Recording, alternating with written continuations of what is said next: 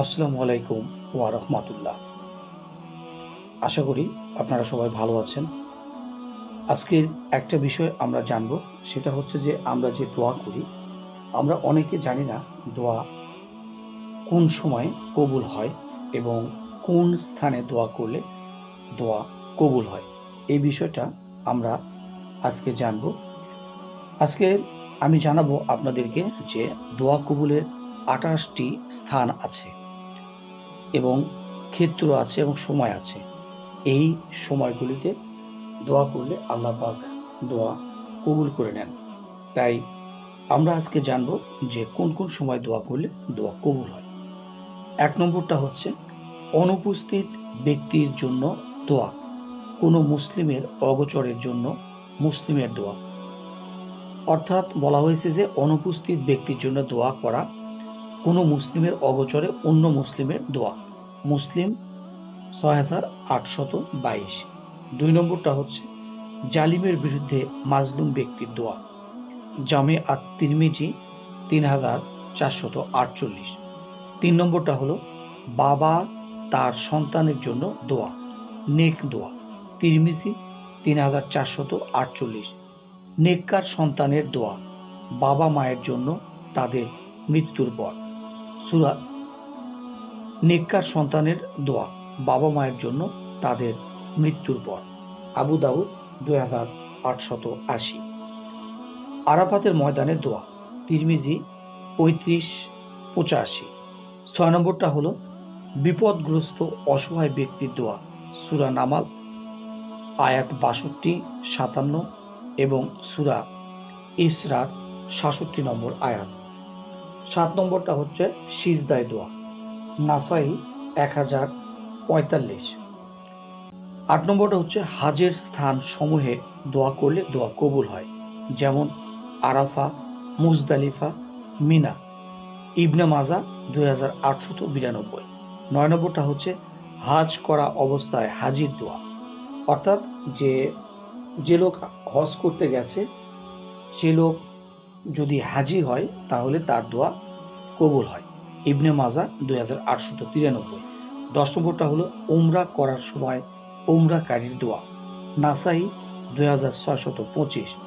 আজানের পর দোয়া, অর্থাৎ আজান শেষ হওয়ার পরে যে দোয়া করা হয় ওই সময় আল্লাহ আসমানের দরজা খুলে দেন এবং এই সময় যে দোয়া করা হয় সেই দোয়ায় আল্লাহ তাআলা কবুল করে নেন। তিরমিজি ২১০। কিতাল চলাকালীন সময় দোয়া, আবু দাউদ ২,৫৪০। বৃষ্টি বর্ষণকালে দোয়া, সূরা বৃষ্টি বর্ষণকালে দোয়া, আবু দাউদ ২৫৪০। অর্থাৎ যখন বৃষ্টি হয়, মুষলধারে হোক বা টিপটিপ করে বৃষ্টি হোক, এই সময় দোয়া করলে আল্লাহ তাআলা দোয়া কবুল করে নেন।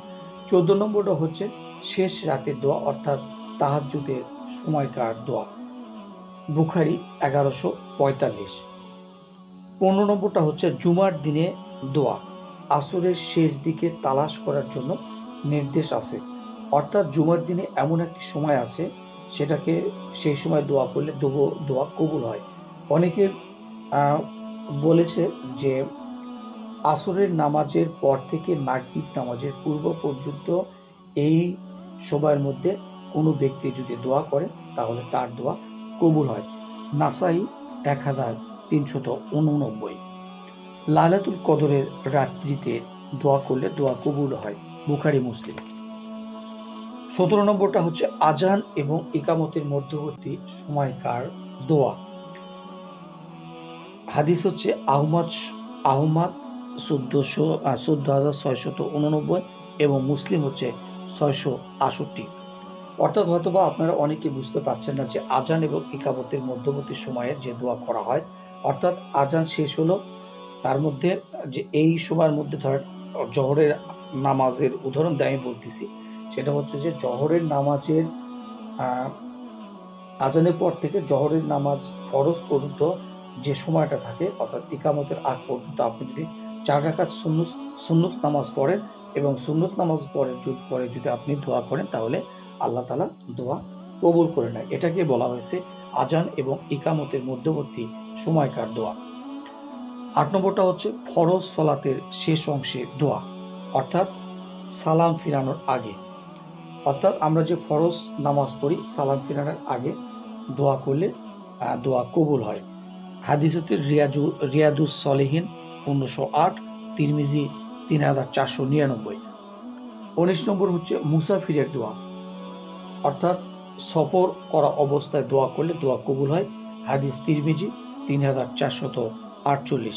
20 নম্বর হচ্ছে রোজাদার ব্যক্তির দোয়া রোজা অবস্থায়। হাদিস ইবনে মাজা 1752। ন্যায়পরায়ণ শাসকের দোয়া, তিরমিজি 2526। দোয়া ইউনুস পাঠ করে দোয়া করলে দোয়া কবুল হয়। আমরা অনেকেই দোয়া ইউনুস হয়তো বা জানি না। লা ইলাহা ইল্লা আনতা সুবহানাকা ইন্নী কুনতু মিনাজ জালিমিন। এই ইউনুস আলাইহিস সালাম মাছের পেটে থাকা অবস্থায় এই দোয়া করেছিলেন এবং মাছ থেকে আল্লাহ তার দোয়া কবুল করার পরে আল্লাহ তার দোয়া কবুল করেছেন এবং পরবর্তীতে উনি মাছের পেট থেকে উদ্ধার পেয়েছেন আর কি। অর্থাৎ এই পরিপ্রেক্ষিতে বলা হয়েছে এবং হযরত মুহাম্মদ সাল্লাল্লাহু আলাইহি ওয়াসাল্লাম বলেছেন যে যে ব্যক্তি ইউনুস পড়ে দোয়া করবে আল্লাহ তার দোয়া কখনো ফেরত দেন না।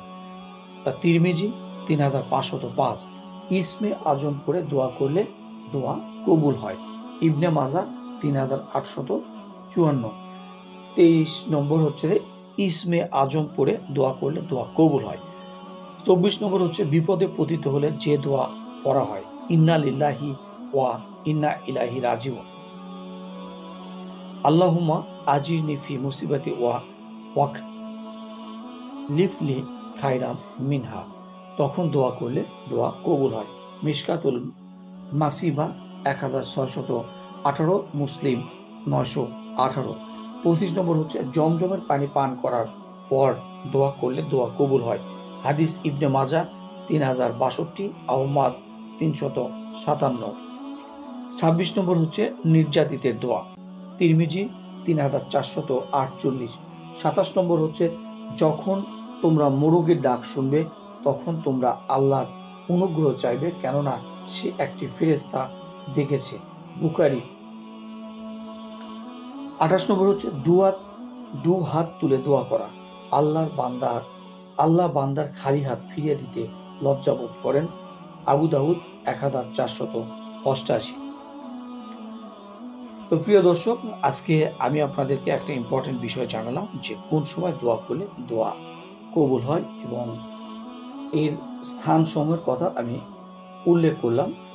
আপনারা অবশ্যই এই কথাগুলো ফলো করবেন এবং চেষ্টা করবেন যে এই সময়ে এই স্থানগুলোতে দোয়া করার, তাহলে দেখবেন আপনার মনের নেক বাসনা পূর্ণ হয়ে গেছে।